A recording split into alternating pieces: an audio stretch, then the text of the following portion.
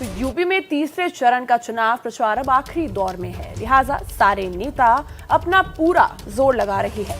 आज भी बड़े नेता यूपी में प्रचार के मैदान में होंगे, लेकिन सबसे दिलचस्प ये है कि आज अमित शाह मुलायम परिवार के गढ़ मैनपुरी में होंगे और उससे भी बड़ी बात, अखिलेश खुद मैनपुरी जा रही है, वो भी मुलायम के साथ। जय श्री राम।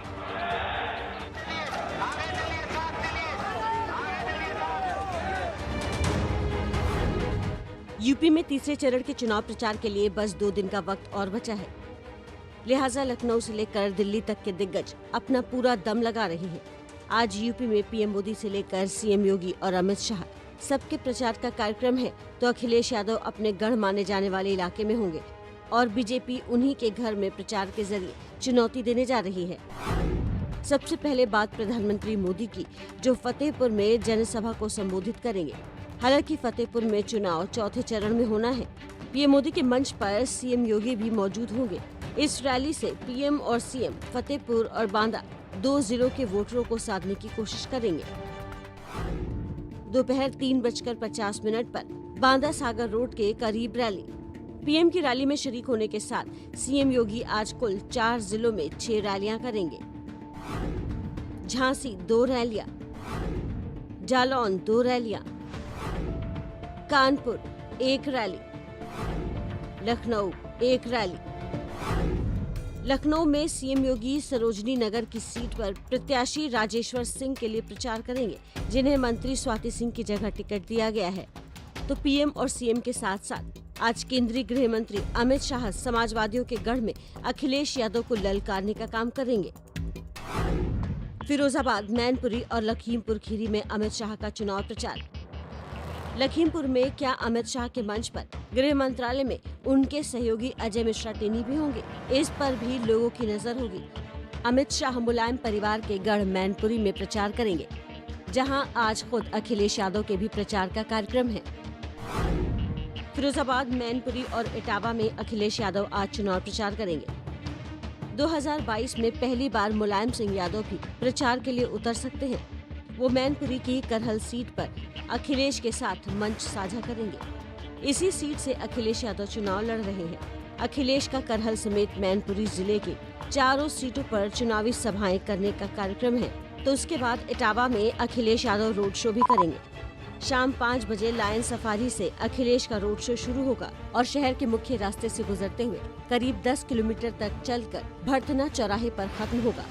2012 के चुनाव प्रचार के बाद पहली बार इटावा में अखिलेश यादव का कोई बड़ा कार्यक्रम होने वाला है। यूपी में प्रचार के रण में बीजेपी एसपी के अलावा मायावती भी अपना दम दिखाएंगी। वो बांदा के इंजीनियरिंग कॉलेज के मैदान में चुनावी सभा को संबोधित करेगी। देखिए, तीसरे दौर के लिए प्रचार में बहुत तीखी जुबानी जंग चल रही है। प्रचार में पक्ष विपक्ष के बीच हमले भी हो रहे हैं, तो चुनाव जीतने के लिए अपने अपने दावे भी हो रहे हैं। 2 चरण के चुनाव के बाद ही कोई शतक और कोई 13 शतक का दावा कर रहा है। सवाल है कि जनता का मूड क्या है और समझने में ये जल्दबाजी है या फिर ये नेताओं का अहंकार।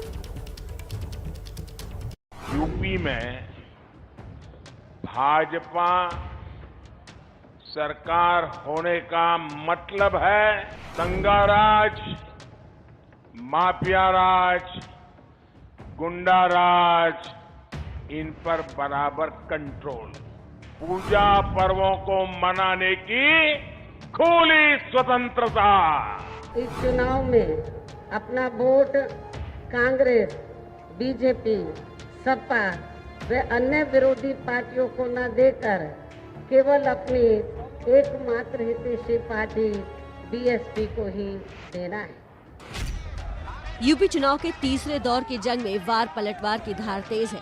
एक दूसरे पर निजी हमले भी हो रहे हैं और जीत के अपने अपने दावे भी हैं। झांसी में प्रचार के दौरान एबीपी न्यूज से बातचीत में सीएम योगी ने दावा किया कि इस बार भी बीजेपी 300 पार सीटें जीतेगी। तो कन्नौज से अखिलेश यादव ने इसका जवाब दिया। फिर एक बार 300 पार के लक्ष्य को भारतीय जनता पार्टी प्राप्त कर रही है, कोई संदेह नहीं होना चाहिए। पहले और दूसरे चरण में ही समाजवादी पार्टी और समाजवादी पार्टी के गठबंधन ने शतक लगा लिया है। जब शतक लग गया है तो इस बार कन्नौज और तीसरे चरण में अपने लोगों का समर्थन मिला तो इतना पीछे भारतीय जनता पार्टी छूट जाएगी, इतना पीछे छूट जाएगी कि तीसरे चरण के बाद 7वें चरण तक इनके बूथों पर कोई आएगा नहीं। इनके बूथों पर भूत दिखाई देंगे, भूत, कोई बूथ पे आने वाला नहीं है। तो गर्मी निकालने वालों के समर्थक अब ठंडे पड़ गए हैं। कल वार पलटवार का सेकंड राउंड राजनाथ सिंह और अखिलेश यादव के बीच हुआ। लखनऊ में राजनाथ सिंह ने कहा, यूपी को बुआ बबुआ नहीं, सिर्फ बाबा की जरूरत है। तो औरैया से अखिलेश यादव ने बाबा का जिक्र कर ही राजनाथ के हमले का जवाब दिया। न बुआ चाहिए न बबुआ चाहिए, प्रदेश को बाबा चाहिए। ये गर्मी निकालने वालों के लिए कह के जा रहे हैं, इस बार उनकी भाप निकल जाएगी और जब वोट पड़ेगा तो धुआं उड़ जाएगा उनका। हम तो कह के जा रहे हैं कि जिन्हें कानून व्यवस्था हाथ में लेनी है, कानून को नहीं मानना है, वो समाजवादी पार्टी को वोट न दें। जिन्हें गरीब पर अन्याय करना है, वो समाजवादी पार्टी को वोट न दें। वहीं यूपी चुनाव में वार पलटवार के साथ साथ शक्ति प्रदर्शन भी हो रहा है। झांसी की बात करें तो यहां योगी आदित्यनाथ ने रोड शो कर बीजेपी की ताकत दिखाई और इसी रोड शो में सीएम योगी से बात की हमारे सहयोगी रणवीर ने। मुख्यमंत्री योगी आदित्यनाथ जब रोड शो के लिए निकले तो भारी हुजूम उनको मिला। मुख्यमंत्री जी, 2 फेज का चुनाव हो चुका है, किस तरह का रिस्पॉन्स? फिर एक बार 300 पार के लक्ष्य को भारतीय जनता पार्टी प्राप्त कर रही है, कोई संदेह नहीं होना चाहिए। 20 फरवरी को तीसरे चरण में झांसी में भी चुनाव है। पूरी झांसी कमिश्नरी आ रही है और आधा चित्रकूट बांदा कमिश्नरी भी है। मैं विश्वास के साथ कह सकता हूं कि भारतीय जनता पार्टी की डबल इंजन की सरकार उत्तर प्रदेश के अंदर फिर से 300 पार के लक्ष्य को प्राप्त करेगी। जी, 80-20 की बात हो रही है, 80-20 क्या है? 80 यही है जो भारतीय जनता पार्टी के कार्यक्रमों को लेकर सुरक्षा, सम्मान, स्वावलंबन और सेवा के कार्यक्रमों से प्रभावित होकर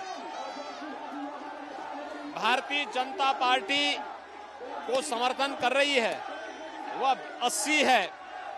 और जो हर हाल में विरोध करना, जैसे सुरक्षा पसंद नहीं, जिन्हें गुंडा राज पसंद है, माफिया राज पसंद है, वे 20 एक तरफ है। लोग सोच रहे हिंदू मुस्लिम करने की कोशिश हो रही है। मैं क्या कह रहा हूं ना, हमें प्रदेश के हित में कार्य करने वाले और प्रदेश के हितों के विरुद्ध, जनता के हितों के विरुद्ध कार्य करने वाले माफिया प्रवृत्ति के, आपराधिक प्रवृत्ति के तत्वों के रूप में हमने उसको डिफाइन किया। मुख्यमंत्री जी, आपने कहा कि 10 मार्च को फिर से बुलडोजर चलेगा और आचार संहिता के पहले आपने बुलडोजर ठीक करने को कह दिया था, तो अब बाकी रह गया है क्या अभी कार्रवाई करना? देखिए, कानून का राज हर हाल में होना चाहिए और हम कानून के राज को स्थापित करने के पक्षधर हैं और इसीलिए हमने कहा है कि 10 मार्च के बाद जो पहले 17 से 22 के बीच में चला है, 10 मार्च के बाद वही क्रम आगे बढ़ेगा। इस पर चलेगा जो कानून को हाथ में लेंगे, प्रदेश में माफिया राज, गुंडा राज का समर्थन कर रहे हैं।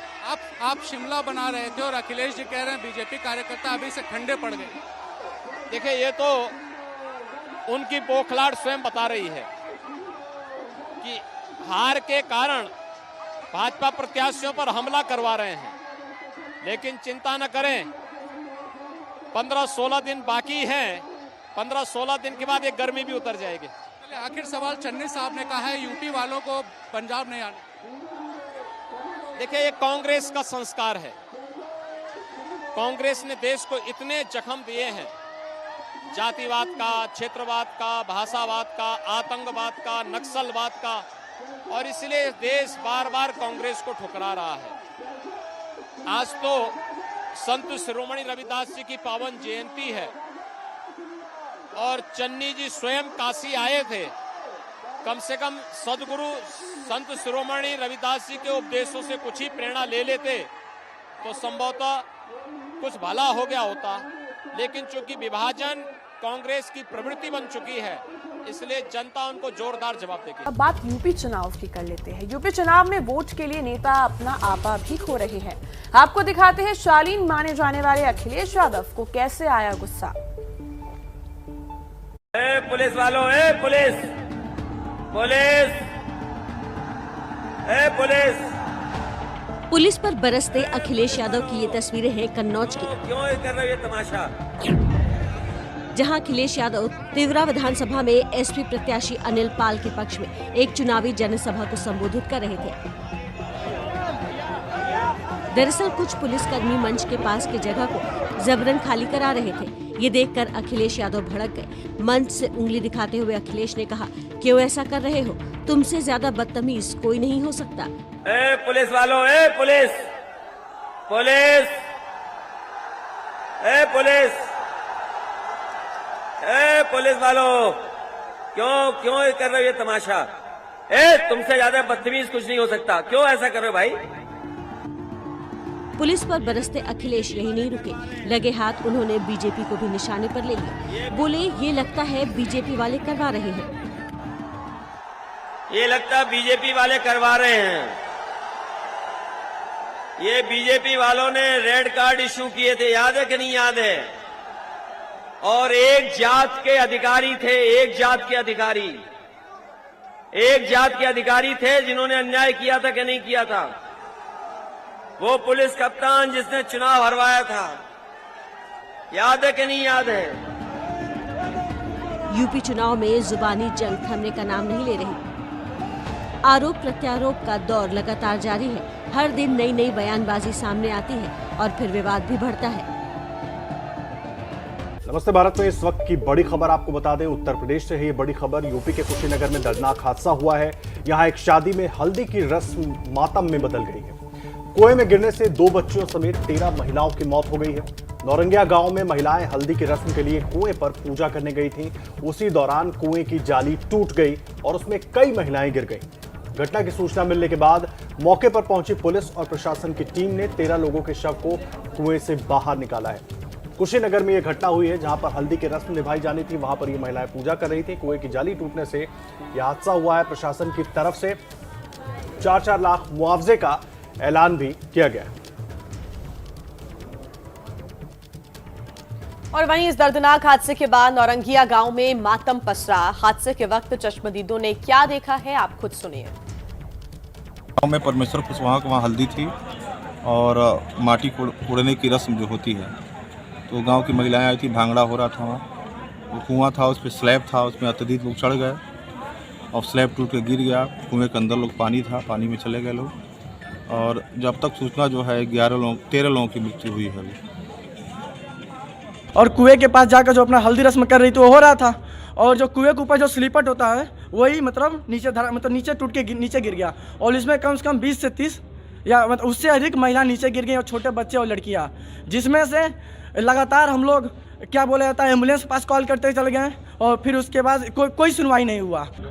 हमारे यहाँ से सर हॉस्पिटल पड़ता है सर 3 किलोमीटर कोटवा, और सर और थाना पड़ता है सर 3 से 4 किलोमीटर।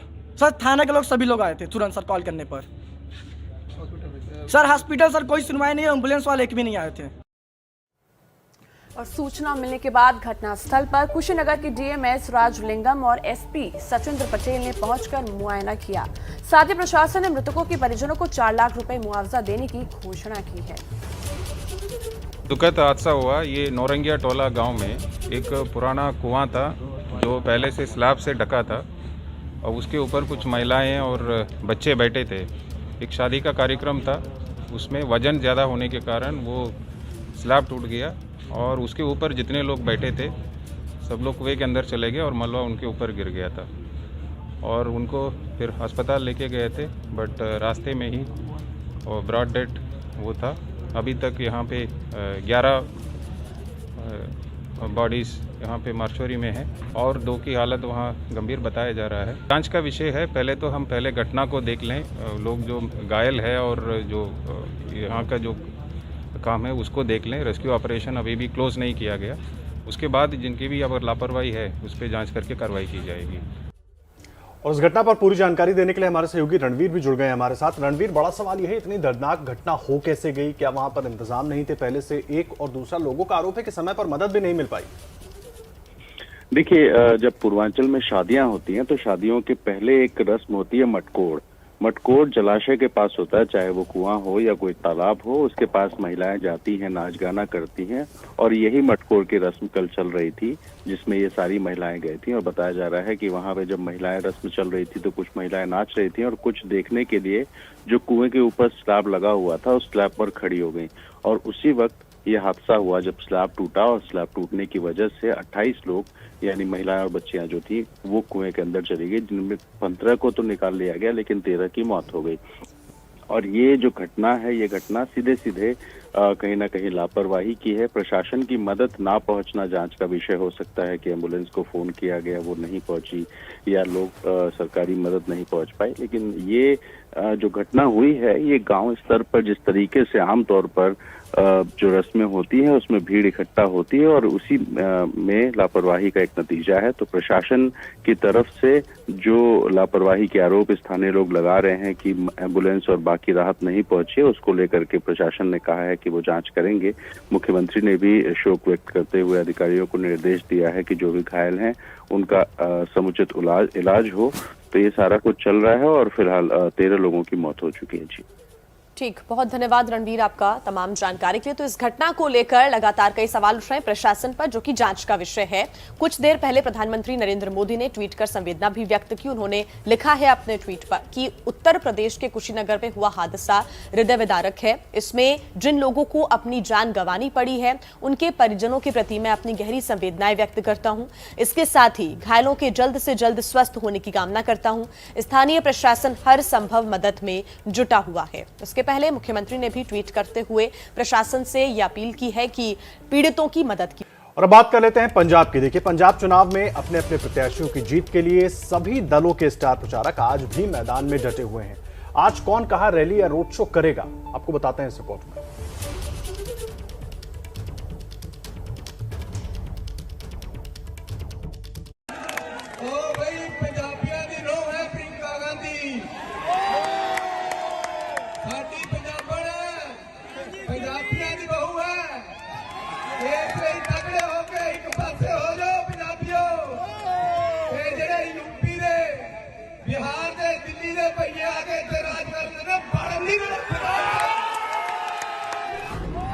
पंजाब के सीएम चरणजीत सिंह चन्नी ने ये बयान रूपनगर में दिया जब प्रियंका गांधी पंजाब में पहली रैली करने के लिए यहां पहुंची थी। चन्नी की कोशिश थी पंजाबी अस्मिता को जगाकर कांग्रेस के लिए वोट जुटाने की, लेकिन चन्नी की ये कोशिश अब कांग्रेस पर भारी पड़ गई है। सबसे पहले बीजेपी ने चन्नी का ये बयान सोशल मीडिया पर अपलोड कर सवाल दागा। मंच से पंजाब के मुख्यमंत्री यूपी बिहार वालों को अपमानित करते हैं और प्रियंका वाड्रा बगल में खड़ी होकर हंस रही हैं, तालियां बजा रही हैं।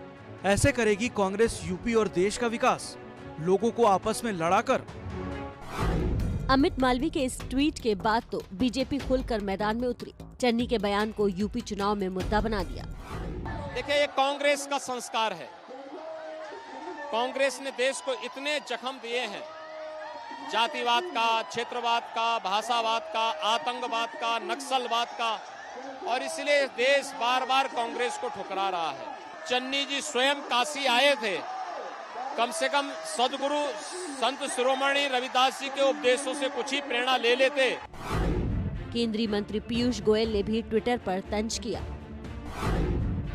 यूपी में लड़की हूँ, लड़ सकती हूँ। पंजाब में पंजाब की बहू है, भगाओ यूपी और बिहार के भाइयों को। प्रियंका गांधी जी के समय पंजाब के मुख्यमंत्री ने उत्तर प्रदेश और उत्तर प्रदेश के लोगों का जो अपमानजनक बयान दिया है और इसको लेकर आपत्ति व्यक्त नहीं प्रियंका जी ने की, बल्कि हंसना शुरू कर दिया। पंजाब और यूपी में चुनाव लड़ रही बीएसपी ने भी चन्नी के बयान को यूपी बिहार का अपमान बताया। मायावती ने ट्विटर पर लिखा, पंजाब के कांग्रेसी सीएम ने शीर्ष नेतृत्व की मौजूदगी में यूपी और बिहार के लोगों का जिस प्रकार अपमान किया है वो अति शर्मनाक। ऐसे में इन दोनों राज्यों के लोग कांग्रेस को पंजाब और यूपी में हो रहे विधानसभा आम चुनाव में जरूर सबक सिखाएं। बिहार के लोग भी इसका जरूर उचित संज्ञान लें। जब अरविंद केजरीवाल से चन्नी के बयान पर सवाल पूछा गया तो सुनिए इनका जवाब क्या था। ये बहुत शर्म की बात है कि किसी भी ये हमारा पूरा देश एक है, किसी भी व्यक्ति को, मेरे को भी वो काला काला काला कहते रहते हैं, किसी भी व्यक्ति के बारे में, किसी भी वर्ग विशेष के बारे में गलत टिप्पणी करना, हम इसकी कड़ी निंदा करते हैं। आपको बता दें कि पंजाब में यूपी बिहार के लाखों लोग रहते हैं जो छोटे मोटे रोजगार से सूबे की आर्थिक सेहत को दुरुस्त रखने में योगदान देते हैं, लेकिन अब इन्हीं को सियासी फायदे के लिए गाली देना कितना सही, ये सवाल पंजाब के विपक्षी पार्टियां भी पूछ रही हैं। मैं वही हैरान करना है चाहना है कि प्रियंका गांधी ते राहुल गांधी जवाब दे चन्नी दे जवाब से। देखो अपना एक देश है, ये अपना एक देश है, आप सारे देशवासी। तो देखा आपने कि चन्नी के बयान पर कैसे यूपी चुनाव में घमासान मच गया। अब देखिए कि पंजाब चुनाव में दिग्गज आज कहां करेंगे प्रचार, आज कौन कहां रैली या फिर रोड शो करेगा, जानिए इस रिपोर्ट में। पंजाब में चुनावी समर अपने चरम पर है, लड़ाई आखिरी दौर में है। सभी पार्टियों के सुरमा जोर आजमाइश में जुटे हुए हैं। कांग्रेस पर खुद को सत्ता में बरकरार रखने की बड़ी चुनौती है, लिहाजा प्रचार के आखिरी दिनों में आज राहुल और प्रियंका दोनों पंजाब में होंगे। राहुल गांधी फतेहगढ़ साहिब जिले के बस्सी पठाना और सरहिंद में चुनाव प्रचार करेंगे। दोपहर 2:30 बजे बस्सी पठाना के न्यू दाना मंडी में रैली, शाम 4 बजे सरहिंद के न्यू अनाज मंडी में सभा। वहीं कांग्रेस महासचिव प्रियंका गांधी आज पंजाब के पठानकोट और लुधियाना में कांग्रेस प्रत्याशियों के समर्थन में चुनाव प्रचार करेंगी। दोपहर 12 बजे पठानकोट में चुनाव प्रचार, दोपहर 3 बजे लुधियाना में door to door campaign. Punjab में कांग्रेस की ओर से प्रचार के मैदान में राहुल प्रियंका होंगे तो बीजेपी की ओर से रक्षा मंत्री राजनाथ सिंह अमृतसर और आनंदपुर साहिब में रैलियां करेंगे। केजरीवाल भी पिछले एक हफ्ते से पंजाब में डेरा डाले हुए हैं। केजरीवाल आज अमृतसर से प्रचार की शुरुआत करेंगे। सुबह 11 बजे अमृतसर में प्रेस कॉन्फ्रेंस करेंगे केजरीवाल। फतेहगढ़, चूड़िया, डेरा बाबा नानक, दीनानगर, भोआ, सुजानपुर और पठानकोट में रोड शो और नुक्कड़ सभा भी करेंगे। अमरिंदर सिंह के लिए ये हालात क्यों बने? चुनाव प्रचार के बीच कैप्टन से एक्सक्लूसिव बातचीत की हमारे वरिष्ठ सहयोगी जगविंदर पटियाल ने। आप भी सुनिए पूरी बातचीत। 2017 के विधानसभा चुनाव में कैप्टन अमरिंदर सिंह ने कांग्रेस को चुनाव जितवाने के लिए फुल फोर्स लगाई, लेकिन 2022 में कैप्टन साहब कांग्रेस को हराने के लिए पूरी ताकत लगा रहे हैं। इस वक्त कैप्टन अमरिंदर सिंह हमारे साथ हैं और अपने कैंपेन के लिए निकल चुके हैं पटियाला के मोतीबाग पैलेस से। आपने कहा मैं कांग्रेस को हराने के लिए कर रहा हूं। हम कांग्रेस को हराने के लिए नहीं कर रहे, हम इलेक्शन जीतने के लिए लड़ रहे हैं। ये कैसा बदलाव लग रहा है सर? मुझे 50 साल कांग्रेस में हो गए थे, अगर उनको मेरी ज़रूरत नहीं तो फिर मुझे अपना कोई रास्ता ढूंढना पड़ेगा और हमने ढूंढ लिया। अपना पंजाब लोग कांग्रेस बना ली, बीजेपी के साथ और ढींसा साहब के साथ गठजोड़ कर लिया, तो वी आर वेरी हैप्पी और हमारी पोजीशन बहुत अच्छी है इसमें। सिद्धू से आपका प्रॉब्लम क्या हुआ? आई डोंट नो, मैं तो उसको जानता भी नहीं था। ये तो मुझे सोनिया जी ने कहा कि आप जाके सिद्धू को देखो, there is a boy called Sidhu, MP है वहाँ, बीजेपी का उनके साथ अनबन हो गई, हमें इसका फ़ायदा होगा। मैं कहा मैं जानता तो हूँ उसकी फैमिली, पटियाले की फैमिली है, पर उसको नहीं जानता मैं इतनी अच्छी तरह। फिर मैंने मुलाकात की उससे दिल्ली में और वो मुझे बताने लगा ऐसी चीज़ें जैसे 6 घंटे मैं वो करता हूँ मेडिटेशन, 3 सुबह 3 शाम, उसमें से 2 घंटे मेडिटेशन, 1 घंटा मैं रब से बात करता हूँ और शाम को भी 1 घंटा मैं भगवान से बात करता हूँ। तो मैंने कहा क्या बात करते हो भगवान से? बस जैसे आपसे बात करते हो ऐसे मैं 2-2 घंटे रोज़। तो मैंने सोनिया जी को बोला ये तो बेड़ा गर्क कर देगा पार्टी का, आप ऐसे आदमी ले रहे हो, डोंट इवन थिंक। और 3 महीने बाद उसको प्रधान बना दिया।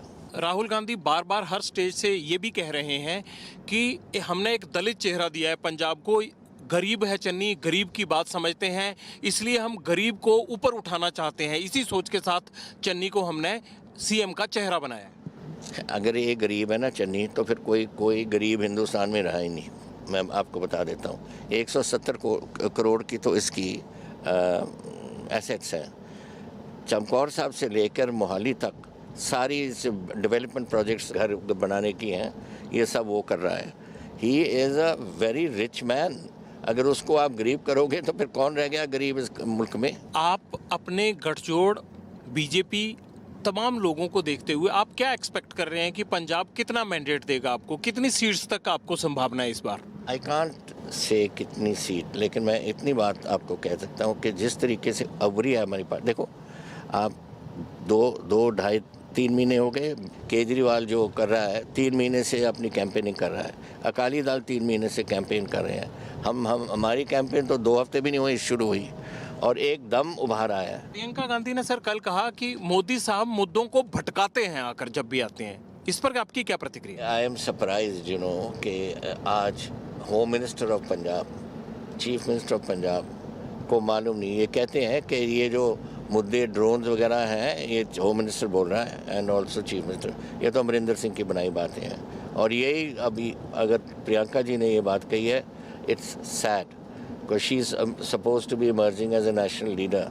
और नेशनल लीडर अगर समझते नहीं कि हमारा पाकिस्तान और चाइना से क्या प्रॉब्लम्स हैं, क्या भटकाते हैं। What is Modi ji said, जो पाकिस्तान चाइना और ये जो मैं कह के हटा हूँ भी, दैट इज़ रियलिटी। अगर आप रियलिटी को ऐसे ही एक तरफ को फेंकना चाहते हो ये कह के कि मोदी जी भटकाते हो, then you are to my mind you are going anti national. आइए आगे बढ़ते हैं और अब बात आजाद भारत के सबसे बड़े बैंक घोटाले की, जिसकी जांच में सीबीआई के बाद ईडी की एंट्री भी हो गई है। ईडी ने केस भी दर्ज कर लिया है, लेकिन अब सवाल यह है कि आखिर ये घोटाला हुआ किसके शासनकाल में? देखिए बीजेपी और शिवसेना के दावे।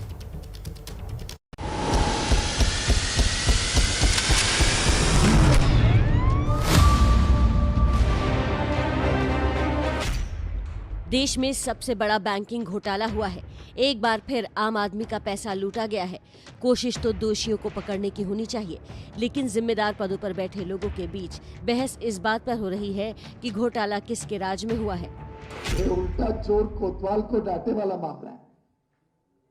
आप सभी अभी तक तो जानते हैं कि लोन कब दिए गए थे। ये लोन 2005 से 2012 के बीच में दिए गए। ये लोन एनपीए वाले नॉन परफॉर्मिंग एसेट नवंबर 2013 में 22,842 करोड़ के बैंक घोटाले में सीबीआई के बाद अब ईडी की भी एंट्री हो गई है। ईडी ने मनी लॉन्ड्रिंग का केस दर्ज कर जांच शुरू कर दी है, क्योंकि एबीजी ग्रुप पर नियमों को ताक पर रखकर सहयोगी कंपनियों के जरिए विदेशों में पैसे भेजने के आरोप हैं, जिससे विदेशों में प्रॉपर्टी और शेयर खरीदे गए। ईडी की एंट्री से पहले देश के सबसे बड़े बैंक एसबीआई की शिकायत पर सीबीआई ने केस दर्ज किया था। एसबीआई समेत कुल 28 बैंकों को चूना लगाया गया है। लिहाजा बैंकों के ग्रुप ने 8 नवंबर 2019 को शिकायत दर्ज कराई थी, जिस पर सीबीआई ने 12 मार्च 2020 को जवाब मांगा। इसके बाद बैंकों के ग्रुप ने अगस्त 2020 में एक नई शिकायत दर्ज कराई, जिसके बाद 1.5 साल तक जांच के बाद सीबीआई ने केस दर्ज किया। यह घोटाला कांग्रेस के ही जमाने का था। रिपीट कर रहा हूं, 30 नवंबर 2013 को एनपीए घोषित हुआ। इसके बावजूद मार्च 2014 में लोन की रिस्ट्रक्चरिंग की गई। अनेक घोटालों के आभूषण से विभूषित कांग्रेस पार्टी के नगीनों में एक और नगीना जड़ गया है। सीबीआई के मुताबिक साल 2012 से 17 के बीच आरोपियों ने कथित तौर पर मिलीभगत करके इस वित्तीय धोखाधड़ी को अंजाम दिया, लेकिन बीजेपी कह रही है कि ये सब तो 2005 से पहले ही शुरू हो गया था, जो 2013 तक चला और तब केंद्र में कांग्रेस की अगुवाई वाली सरकार खामोश रही। ये सारा घोटाला कांग्रेस के शासनकाल में हुआ था। कार्रवाई हुई है तो हमारे जमाने में, फ्रॉड घोषित ऑडिट होकर फाइनली एनपीए हमारे जमाने में, फ्रॉड घोषित होकर कार्रवाई हमारे जमाने में। तो विरोधी भी इस सबसे बड़े बैंक घोटाले के लिए बीजेपी को कसूरवार बता रहे हैं। इतने सालों से ये एनपीए डिक्लेयर हुए थे, बैड लोन्स लिए हुए थे, किसी तरीके की कार्रवाई नहीं हुई और सब जानते हैं कि एबीजी शिपयार्ड का लिंक कहाँ तक है, गुजरात में किसके साथ है। तो बहुत ही स्पष्ट हो गया है कि इनका बचाव किया जा रहा था और जनता की दबाव की वजह से उन पे आज इन्वेस्टिगेशन हो रही है। इस राजनीतिक भिड़ंत से अलग आपको बता दें कि अब तक कंपनी एबीजी शिपयार्ड लिमिटेड के एमडी आर.के. अग्रवाल के साथ कई डायरेक्टर्स और एग्जीक्यूटिव डायरेक्टर्स के साथ कई लोगों के खिलाफ केस दर्ज हुआ है। सरकारी संपत्तियों को हड़पने जैसे गंभीर धाराओं के तहत भी मुकदमा दर्ज हुआ है और सीबीआई ने इस धोखाधड़ी के मामले में आरोपियों के खिलाफ लुकआउट सर्कुलर जारी किया है। हिजाब को लेकर विवाद अभी थमा नहीं। कर्नाटक में कोर्ट के भीतर कानूनी लड़ाई जारी है तो यूपी में हिजाब चुनावी मुद्दा बन चुका है। हिजाब कितना जरूरी, कोर्ट के फैसले से पहले ही नेता अपना अपना ज्ञान जाहिर कर रहे हैं।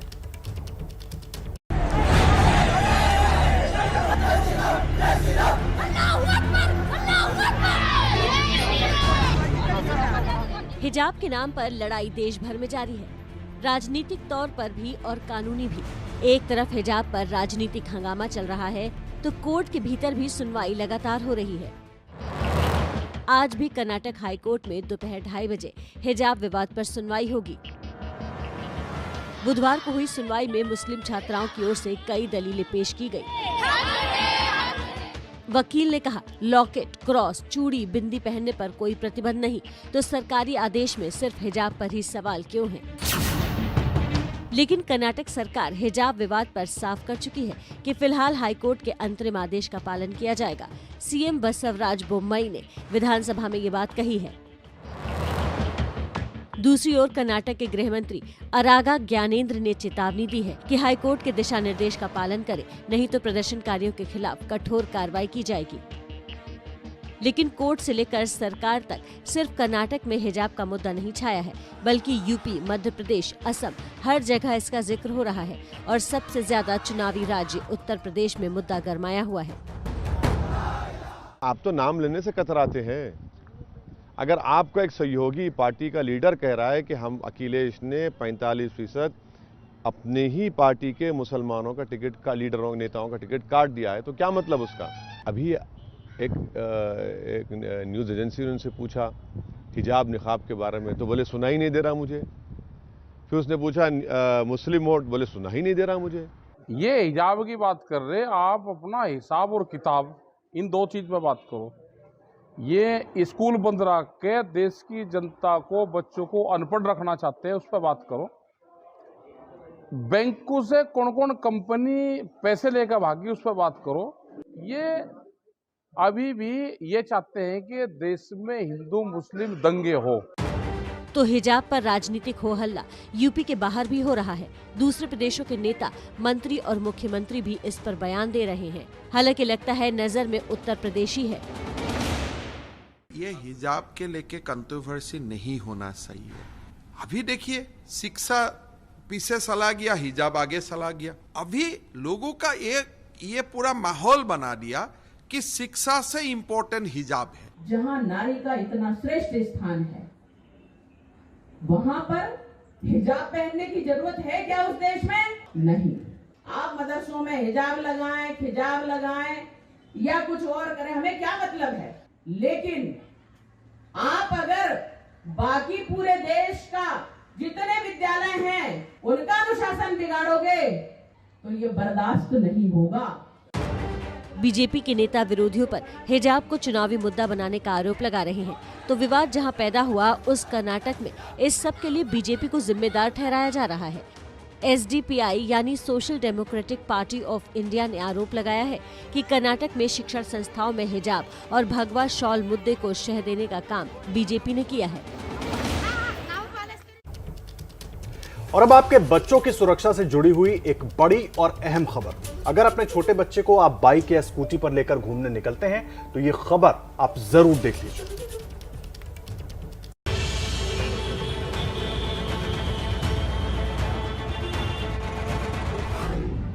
हिंदुस्तान में छोटे बच्चों को बाइक या स्कूटी पर लेकर घूमते लोगों की तस्वीरें आम हैं। बड़े तो सफर के दौरान अपनी सुरक्षा के लिए हेलमेट लगा लेते हैं, लेकिन छोटे बच्चों का क्या? इनकी जिंदगी तो माता पिता के हाथों में ही होती है। पकड़ ढीली पड़ी और हादसा हो गया, लेकिन अब ऐसा नहीं होगा। सरकार ने बच्चों के लिए भी नियम बना दिए हैं। इसके मुताबिक अगर आप अपने 4 साल की उम्र से कम के बच्चे को बाइक या स्कूटी पर लेकर जाते हैं तो आपको बच्चे को हेलमेट पहनाना होगा। हार्नेस बेल्ट का उपयोग करना होगा। वाहन की गति सिर्फ 40 किलोमीटर प्रति घंटे तक सीमित रखनी होगी। अगर चालकों ने इस नियम का पालन नहीं किया तो 1000 रुपए का जुर्माना या फिर 3 महीने तक ड्राइविंग लाइसेंस भी निलंबित किया जा सकता है। ये नए नियम मोटर वाहन अधिनियम में संशोधन कर बनाए गए हैं, जिसे 2023 से लागू किया जाएगा। सरकार ने बच्चों के लिए इस्तेमाल होने वाले हार्नेस, बेल्ट और हेलमेट के बारे में भी जानकारी दी है। नए नियमों के मुताबिक इस्तेमाल किए जाने वाला सेफ्टी हार्नेस हल्का, वाटरप्रूफ, कुशन वाला होना चाहिए और इसमें 30 किलोग्राम भार वहन करने की क्षमता होनी चाहिए। बच्चों के लिए हेलमेट भी ऐसा होना चाहिए जो हादसे की सूरत में टक्कर को झेल सके, यानी बच्चे के सिर में चोट न लगे।